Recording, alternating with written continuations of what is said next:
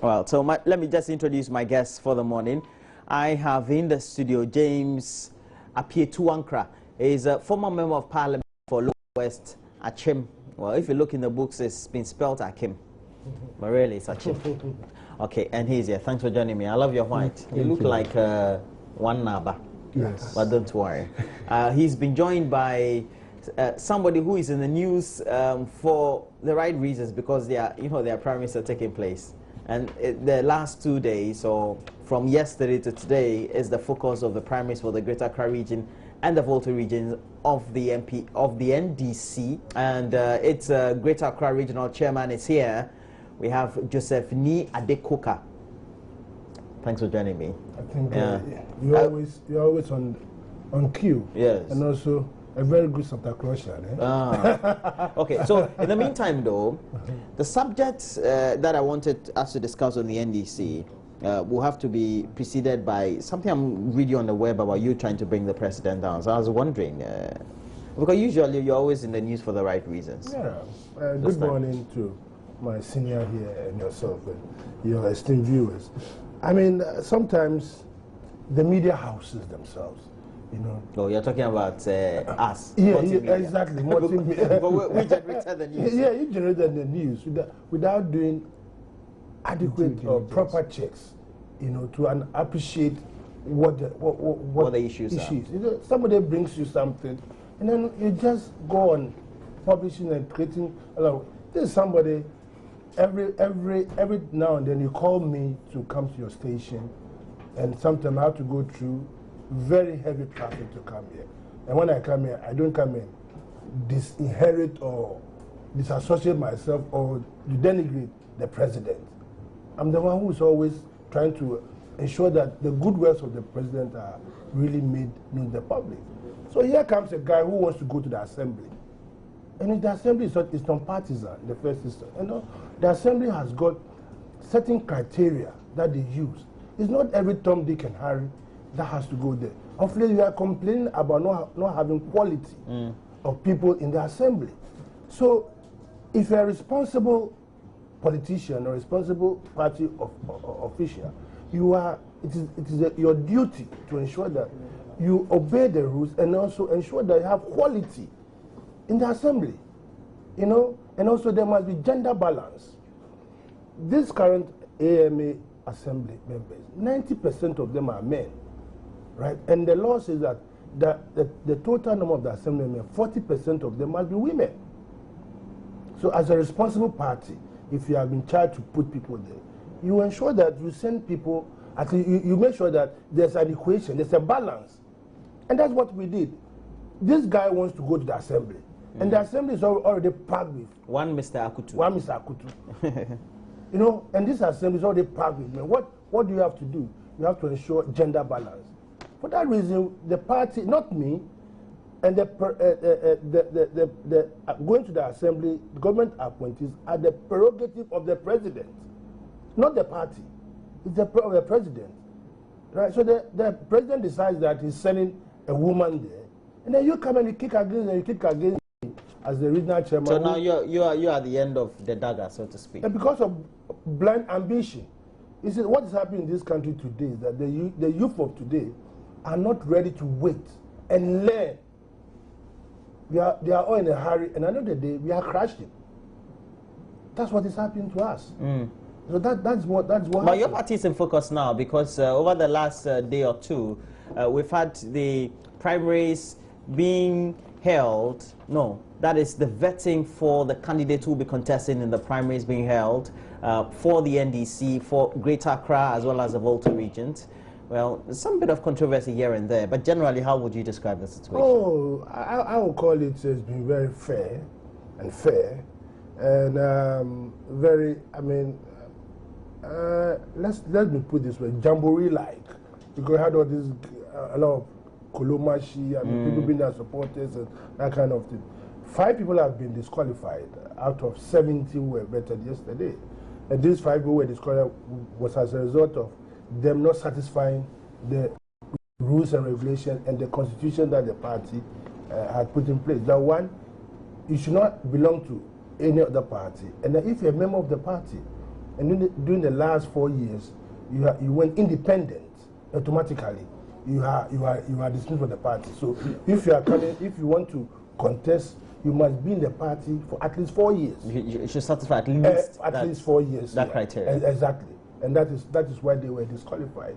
Yeah. So far we'll continue this morning. 11 constituencies, and I think so far. I know you're one person. Because of your position, you don't like dealing with specificities because you feel that they bother on people's names and people's reputation and things like that. Exactly.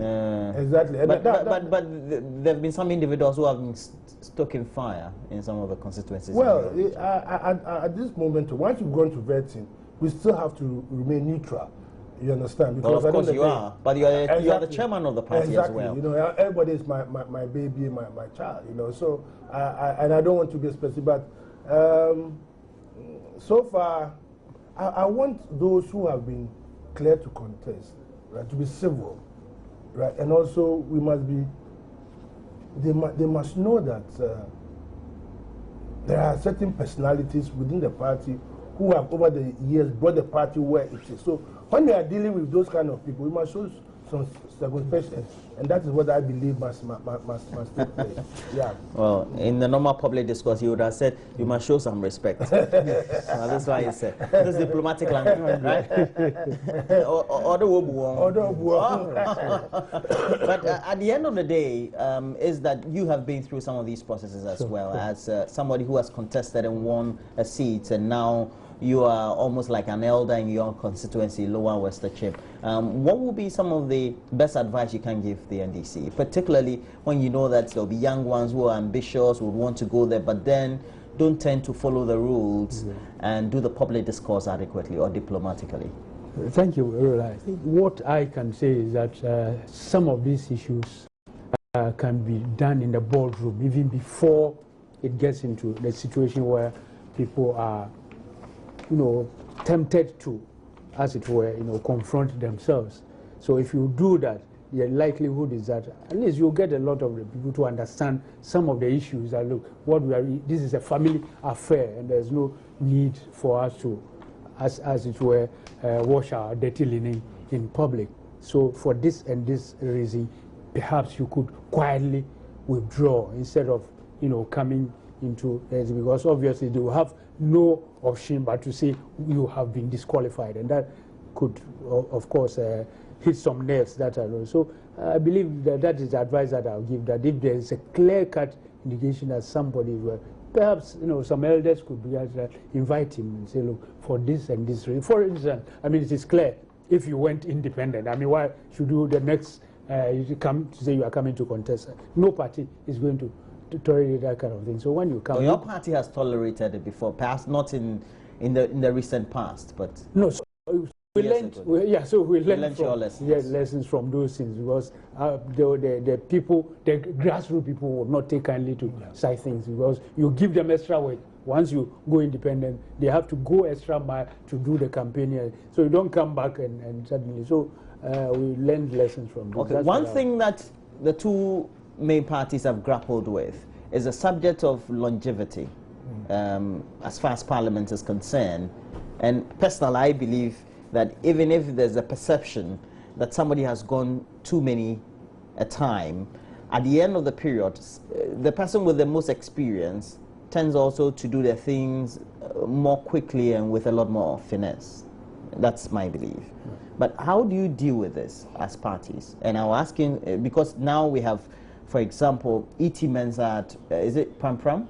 Pram. Okay, it used to be Ningo Pram Pram. He's still Ningo Pram Pram. At the end of the day, he's being contested keenly by Sam George. Yeah. Okay, he has come out, and he doesn't always come out usually with that very abrasive style, and he has. We have some others as well. Ishmael Ashite has been contested by Zanato Rollins. At the end of the day, it's a subject of the experience and how well known they are, and how also they can drive as far as the constituency is concerned. Is that a worry for you as the two parties? I would say yes. For me, as a former member of Parliament, I'm not too happy about the attrition, the rate at which people just get out of it. After a term or two. Then, I mean, if you compare our situation to other countries, when you go on conferences to African Parliamentary Union, the Commonwealth, you see people have done 5, 6, 7 times, and you see the wealth of experience that they bring. I entered Parliament when, most seniors, Nana Akufo-Addo, Hagma, so we learned from them. But then suddenly you get a Parliament which is going to have about 50+% of new entrants. It's no good for the country. This one, I'm not going to say the party, but for the nation, we ought to be doing something about this thing. Because if we have such a parliament, then obviously one arm of the our governance system is completely decapitated, and we have to do something. The parties will have to, have a way of really, like I said, some boardroom, something to explain some of these things to the young ones. It is good to have the young ones coming in, but then it must be a gradual process.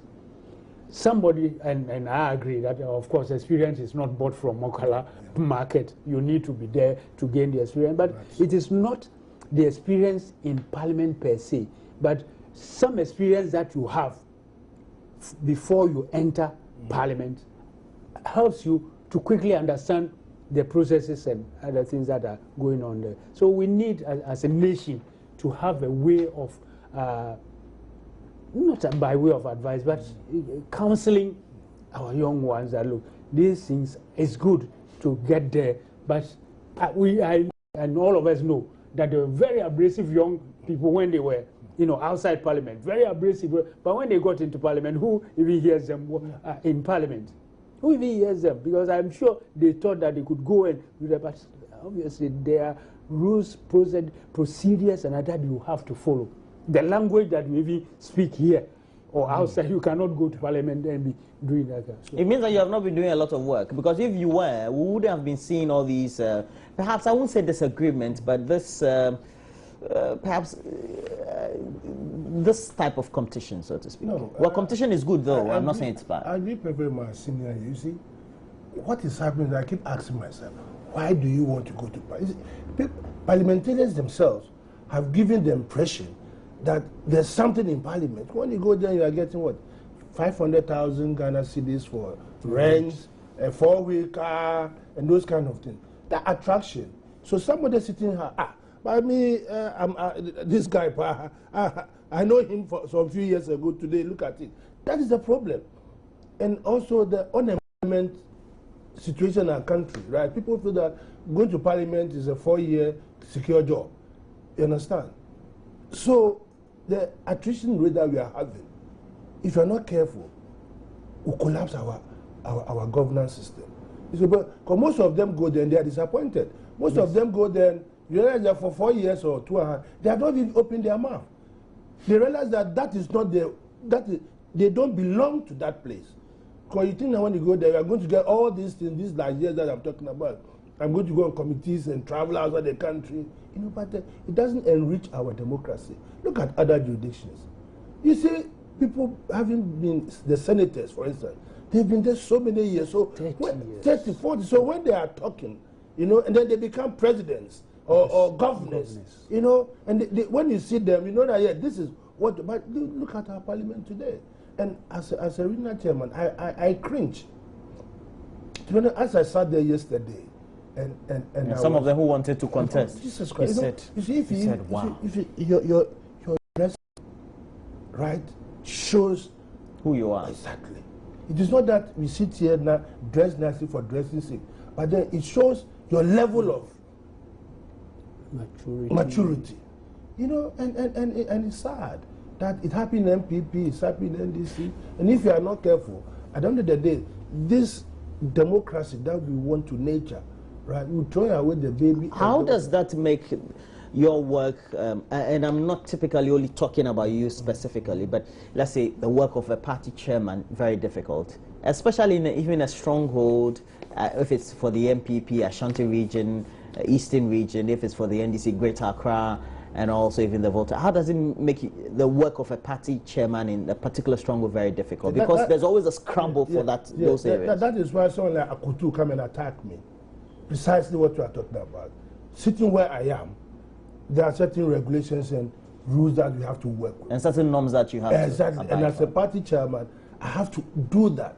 But then somebody, because you are not satisfying his or her ego, right, then you become a target, or you become all manner of invectives are used against you. So that is right. Is that what you are saying? Look, a black white just went to parliament 2.5 years ago.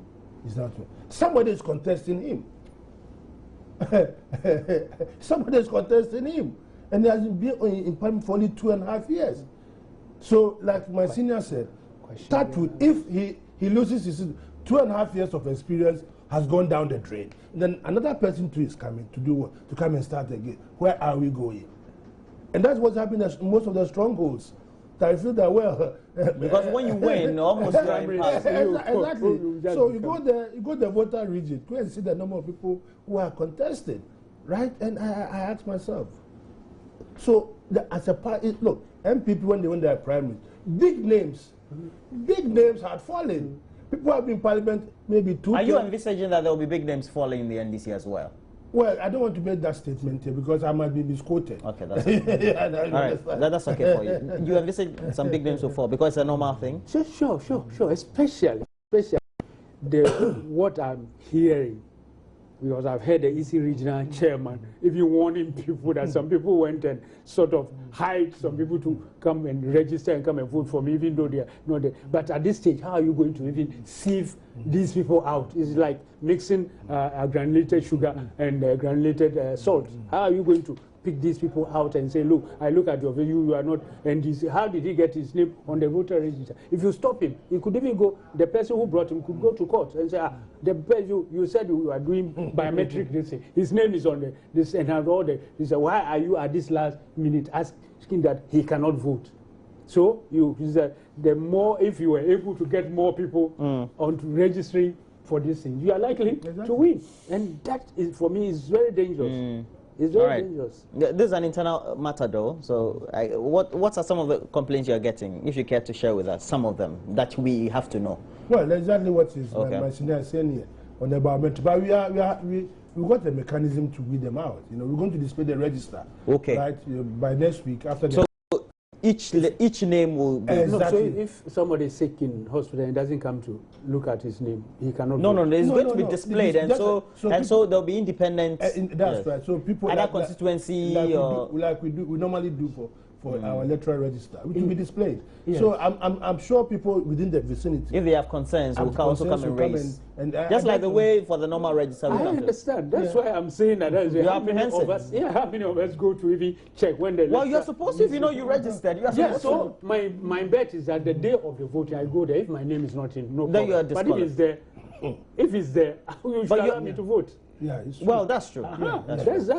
That's my concern. So you're saying that it could be displayed and people will not come. Ade to say you are not a party, so I won't go. My name is in the house. No, whether you are there or not, somebody can raise an objection. An objection. You think that the total number, except somebody specifically saw you going to do it, but otherwise, this is for a constituency, a small constituency. I was amazed. Somebody said some places about 300. Oh yeah, no, 10,000. We have 10,000. We have our friend. Just like a normal register in Kuntu was here. He mentioned some figure in his place about 16,000. 16,000. I said, you're going to know 16,000 people on this list. Let's change the subject though. When do you hope to end, Ade? Today. Okay. This afternoon. How many constituencies more left for Greater Accra? 11. Okay. All right. Now, the Member of Parliament for Bosomtria, and he comes on the show once in a while, Simon Osei-Mensah, well, he lost his primaries as well. I have to chip that in, mischievously though, is also calling for a total overhaul of the finance ministry to salvage the dwindling fortunes of the Ghanaian economy. According to him, the current crop of economic managers led by Finance Minister Setekpe will lead Ghana to what he describes as a slaughterhouse. We know Ghana has gone for a Eurobond, and apparently the criticism is that the interest rate at which we're going for that very bond 10.7% is that very high. It's a concern for many watchers of the economy. Now, particularly since the government is in power, the criticism is that you're not doing too well, especially you're just borrowing. No, this particular borrowing is for 15 years. With my economic background, I've always advocated for borrowing long-term than short-term. For short-term, but there's always... What is this? Is it a long-term borrowing? It's a long-term, 15 years to pay. You see, 15 years to pay. First and foremost, look, part of it is going to be used to pay loans that, short-term loans that have accumulated. And these short-term loans put pressure on the economy. So now if you're able to get rid of the short-term loans, and these loans for 15 years, you are able then to save money to do, if when you save money and you don't use that money to pay salaries and emoluments, but you use that money to do development, put into ventures that will yield enough results and revenue for you to be able, in 15 years' time, to be able to pay for this loan. It's a very good way of managing your debt. More often, we manage our debt on short-term borrowing. We go to treasury bills, 90 days, and then you have to find money to pay off. But now for 15, 20, 35 years loans, provided those money saved are used for him. So I go back to Dubai. 20 years ago, Dubai was a desert. The first time I went to Dubai was about 15 years ago. The place was full of sand dunes. Yeah. They borrowed long term. It was like, let's say, it was like Ismail in Egypt. Exactly. You know, somewhere just a lot more desert. A lot more desert, right? And but now it's an oasis. Oasis, you know. So for 20, 15 years they borrowed, and they used that for infrastructure development. And now Dubai is one of the centers that the whole world, everybody troops there. Their airport, the amount of money that is generated by their duty-free shop alone is more than our GDP in a whole year. You understand? So this is called smart borrowing. And I think that is what we should be looking at. If this was for another 2-3 years, then there's a problem. But we're talking about 15 years. The first payment is due in 2028. The next payment 2029 and the 2033 yearly of $300 million for every year. I think it's smart borrowing to fill yourself enough reserves for you to be able to now ensure that you do projects or infrastructure development which this country needs. Our power situation, our water, our roads, you name it, housing. Look, if today we are able to build 1-bedroom, 2-bedroom houses for the youth who are now sleeping with their mothers and their fathers and ask them to pay rent, do you know how much money you are going to crop in by even just charging 5% or 8% on rent?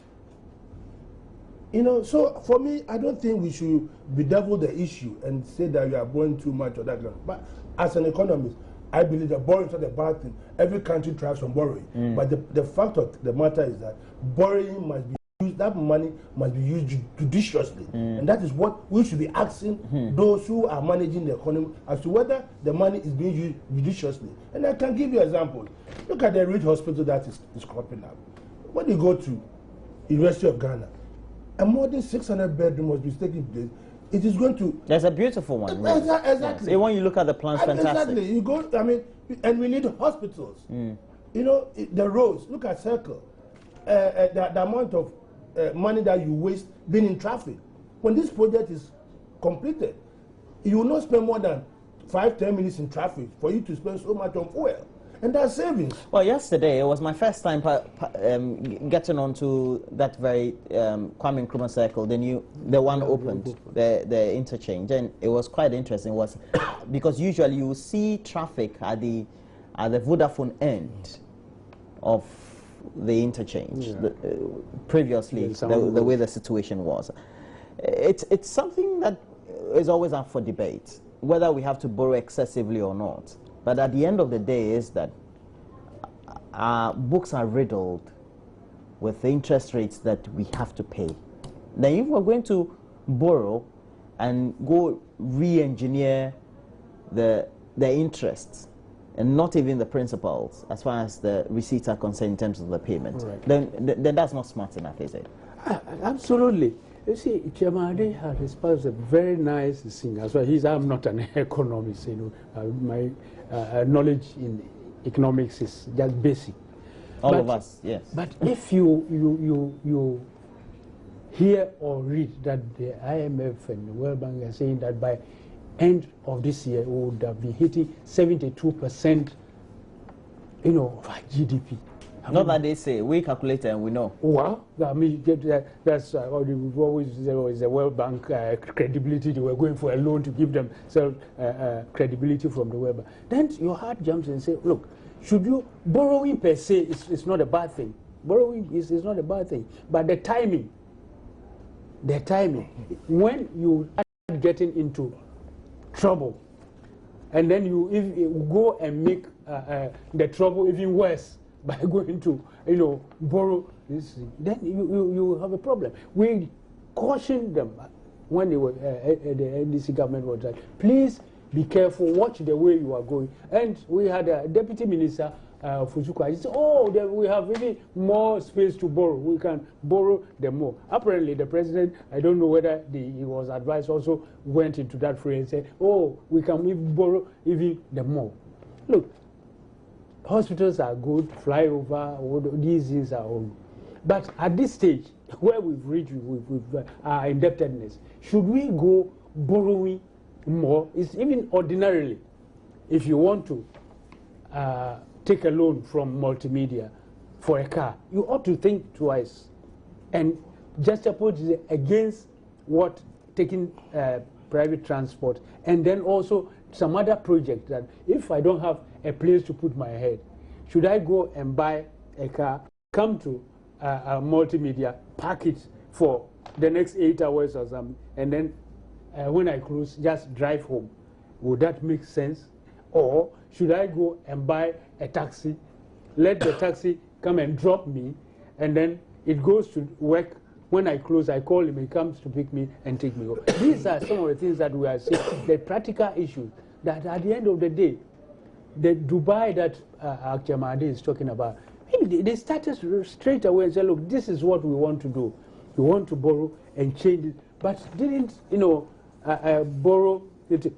We're giving the same reasons that the last Eurobond, the same reason that Chairman Ade Coker, was what was given. We're going for this money, we'll clear all the outstanding decisions that we have, and then from there, the next year we'll see, like the president has just said, 2016 we are going to see Ghana, things are going to move, and it looks like we are just going some merry-go-round. And those who know say we ought to be extremely careful with the borrowing that we are doing. Otherwise, if we don't take care, we'll get it. Roland, things that we should have done. My senior here, when he told me he left school so many years ago, can just put his mind back that those days population was not that as it was today.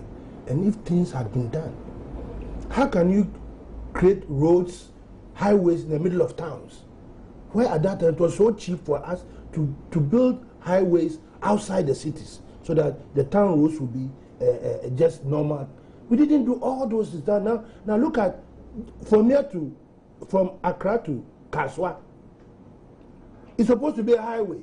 Now what you find shops very, very close to the road. So if you want to construct a highway, you have to use the chunk of the money to pay. So now it's so expensive for you to do the same well, thing. that's right. I think you're right. That you should have done 15 years ago. So if my senior here is saying that things that must be done today, if we don't do it today, 15 years time, you know the danger that we are going to be into. No, Chairman, so what I'm saying, you don't go strangling yourself because you have to do it. There are certain things that you need. No, this is the time for you to strangle yourself to get the things right.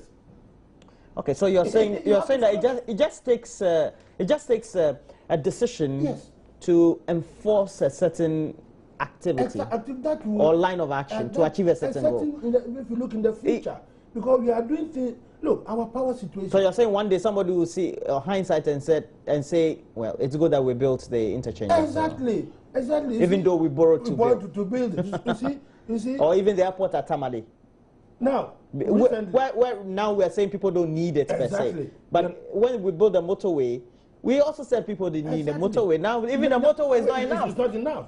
You see, so that's my thinking, that we should be bold enough as a nation to take the bull by the horn and say, look, 15 years' time, where do we want to position Ghana?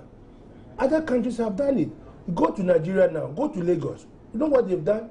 They've reclaimed the lagoon, and they are putting up new edifices, changing the face of Lagos. And that's what we're driven to do for the Ekole. And that's what you are supposed to do. Or let's say the Voter Lake. Exactly. Sitting down. So for me, if you say you are bored, so you are saying all the criticism from the NPP and the other critics of government is not. It's not necessary. Okay. I believe, and like I said earlier. But we have constant problems. You can't pay workers enough. You're always defaulting in outstanding subventions that you're supposed to give various MMDAs. You're not giving them. You know why you cannot pay workers on time? Tell me. What's your productivity levels in this country? Is that an excuse? You have an idea over the world. No. In this country, don't talk about productivity. We don't talk about productivity. Today is Friday. Go to the ministries. Well, we'll close at 1. And they are going to funerals. In other jurisdictions, when you die today, they bury you tomorrow. They don't put in a fridge for 30 days, and then we start celebrating Thursday, wakekeeping, Friday, church. We spend 3, 4, 5 hours reading a biography of the person in church. Then from church, we go and come and do bono party. Sunday, we go Thanksgiving, you come and do bono. Do you know the productivity that we are? You participate in them, but you don't like it. You are telling us the reality. No, see, senior, I'm the type of politician who has to say as it is. So many. That's why you are in government. Exactly. So the government should do something about it. If the government, I'm saying for the government to listen. Okay. So that's what we have to do. We've given you our mandate. Exactly. So that's what we have to do as a people. As a people, we spend Thursday, Friday, Saturday celebrating. So you're talking about productivity and exactly. So that is why we are not able, as a people, to be, because if we stop those kind and ensure that everybody works for a day's wage. You go, you clock in, and you are paid accordingly. All right, Ade.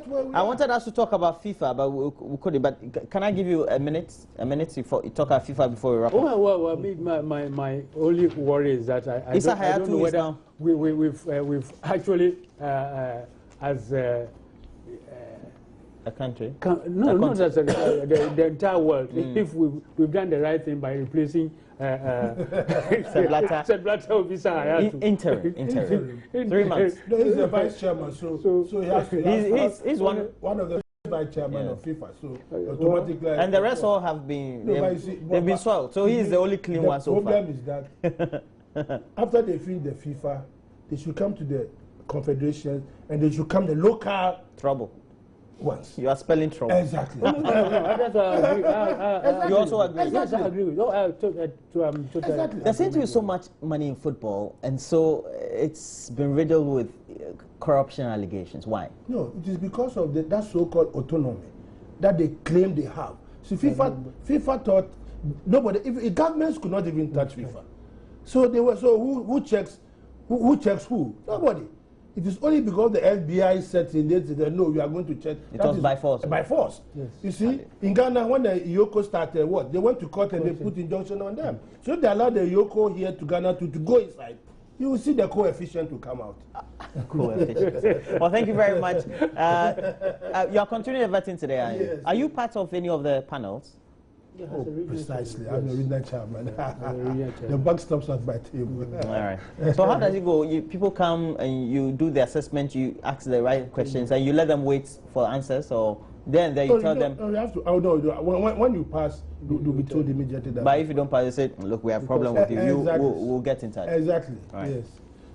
I think I would want to experience that this time. All right. I mean, just film it as a journalist. Yes. I think if you come there, we'll let you film one session. I think. I hear you. You can come and film a session. All right. Joseph Ade Coker is a Greater Accra Regional Chairman of the NDC, and we wish you well your last day of vetting for Greater Accra, and also for those candidates in the Volta region as well. We wish you well. And James Apietuankra is a former Member of Parliament for Lower West Achim. Thanks for joining me. All right. I hope to see you again next week, one of you or any of you. And I'm proud of being a trendsetter. I help students change for the better. I train a youth football team in my neighborhood. But what makes you stand out? What are you doing to also make a difference in your community? The Hero Mobile is touring Accra. DW News, they are looking for local heroes just like you. So catch the Hero Mobile crew as we come to your neighborhood. We'll be in Medina No. 1 School Park on the 16th of October. Nima Market Chapter O Junction on 17th of October, and Teshi Tribleo Methodist Park on the 23rd of October, and also at Labadi La Salem Park on the 24th of October. So come and share your story and let us celebrate you. The Hero Mobile is brought to you by Joy News and DW Global Insights for local heroes. Well, very insightful there. I hope I'm your hero too. We're taking a break. When we come back, we're looking at entertainment. And entertainment is brought to you, as always, by Airtel.